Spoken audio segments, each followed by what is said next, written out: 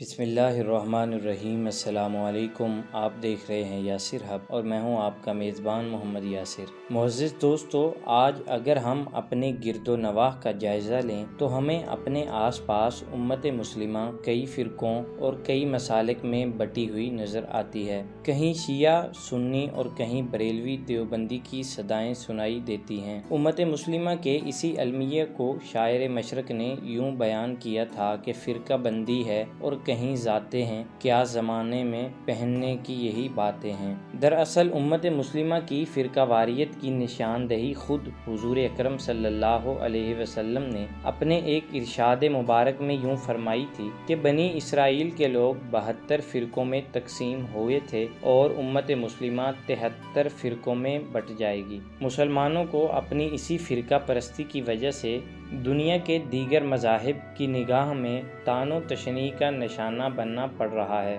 لیکن دوستو، آج کی ویڈیو میں ہم آپ کو دنیا کے سب سے بڑے مذہب یعنی عیسائیت میں پائے جانے والے حیرت انگیز فرقوں کی تاریخ اور داستان سنائیں گے، تاکہ آپ کو پتہ چل سکے کہ مسلمانوں کا مذاق اڑانے والی دنیا کی سب سے مہذب کہلائی جانے والی قوم یعنی قوم عیسائیت خود کتنی شدید فرقہ واریت کا شکار ہو چکی ہے۔ دوستو، دنیا عیسائیت کا سب سے پرانا اور سب سے بڑا فرقہ رومن کیتھولک چرچ یا مغربی کلیسا کے نام سے جانا جاتا ہے۔ فرانس، اسپین، اٹلی اور براعظم جنوبی امریکہ کے اکثر ممالک میں یہ فرقہ 1 ارب سے زیادہ تعداد میں پایا جاتا ہے۔ کیتھولک مذہب کی بنیاد حضرت عیسیٰ علیہ السلام کے 12 مشہور حواریوں میں سے ایک حواری سینٹ پیٹر نے حضرت عیسیٰ علیہ السلام کے مصلوب ہونے کے 10 سال کے بعد رکھی تھی۔ سینٹ پیٹر کو مسیحی دنیا کا پہلا پوپ تسلیم کیا جاتا ہے اور سینٹ پیٹر مسلسل 25 سال تک کیتھولک مذہب کی تبلیغ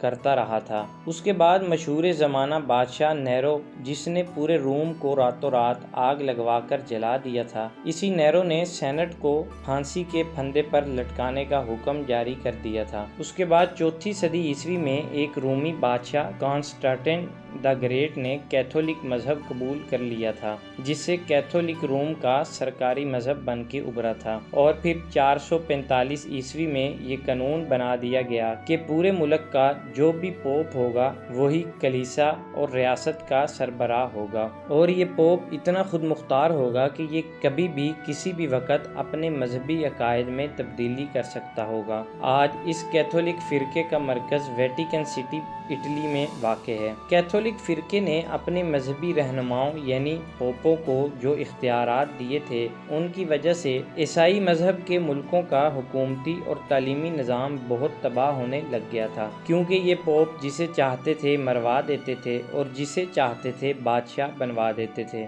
جس ملک سے چاہتے تھے جنگیں چھیڑ دیتے تھے اور جس ملک سے چاہتے تھے صلح کی پینگیں بڑھا لیتے تھے۔ ان پوپوں کی انہی کارستانیوں نے صلیبی جنگوں کے نام پر بہت سارے عیسائی نوجوان اور آدھا سے زائد یورپ مروا دیا تھا۔ انہی وجوہات کی بنیاد پر 11ویں صدی عیسوی میں پڑھے لکھے عیسائیوں کا ایک نیا فرقہ آرتھوڈوکس یعنی مشرقی کلیسا کے نام سے معرض وجود میں آیا۔ یہ فرقہ مذہب کو حکومت اور ریاست سے الگ رکھتا تھا، اسی وجہ سے ان کا پوپ سیاسی رہنما نہیں بن سکتا تھا اور اس فرقے کا پوپ اپنے عقائد میں بھی رد و بدل نہیں کر سکتا تھا۔ یہ لوگ خالصتاً بائبل میں درج قوانین اور احکامات کو فالو کرتے تھے۔ یہ کیتھولزم کے بعد عیسائیت کا سب سے بڑا فرقہ ہے جو روس، بلغاریہ، جارجیا، یونان، یوکرائن سمیت تمام مشرقی ممالک میں 80 کروڑ سے زیادہ افراد کے اندر پایا جاتا ہے۔ بعض مسلم مورخین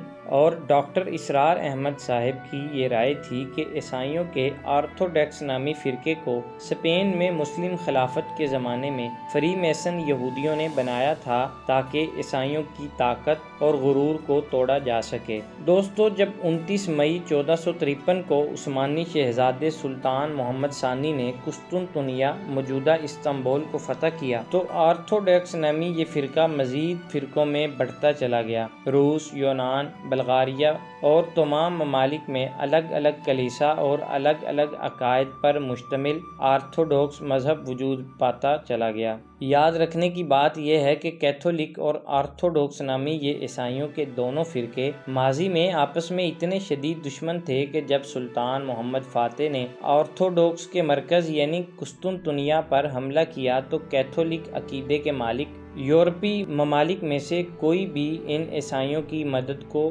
نہ آیا۔ اسی لیے آرتھوڈوکس کے لوگوں نے اپنے عیسائی فرقہ سے مدد مانگنے کے بجائے مسلمانوں کے قبضہ میں جانا پسند کیا۔ آرتھوڈوکس ایک خالص مذہبی رسومات پر مشتمل مذہب ہے جو آج بھی سال میں 40 دن روزے رکھتے ہیں اور آج بھی ہفتے کے بعد ایک دن عبادت کے لیے مختص کرتے ہیں، اور ان کے مذہب میں آج بھی تصویر کشی اور مورتی کھینچنا اور لگانا اور گھر میں رکھنا حرام گردانا جاتا ہے۔ انقلاب فرانس کے زمانہ میں عیسائیوں کے ایک بڑے تیسرے فرقے نے جنم لیا جسے پروٹسٹنٹ کہا جاتا ہے۔ 16ویں صدی میں جب عیسائی پادری شراب اور زنا کے نشے میں دھت ہو گئے تھے اور صلیبی جنگوں کے نام پر اپنے ہی لوگوں کو مروانے لگے تھے اور اپنے من پسند لڑکوں اور لڑکیوں کو جنت کا لالچ دے کر ان سے اپنے بستر گرم کرنے لگے تھے، تو مارٹن لوتھر نامی ایک جرمن نژاد عیسائی نے پاپائے اعظم کے خلاف بغاوت کرتے ہوئے ایک نئے عیسائی فرقے پروٹسٹنٹ کی بنیاد رکھی۔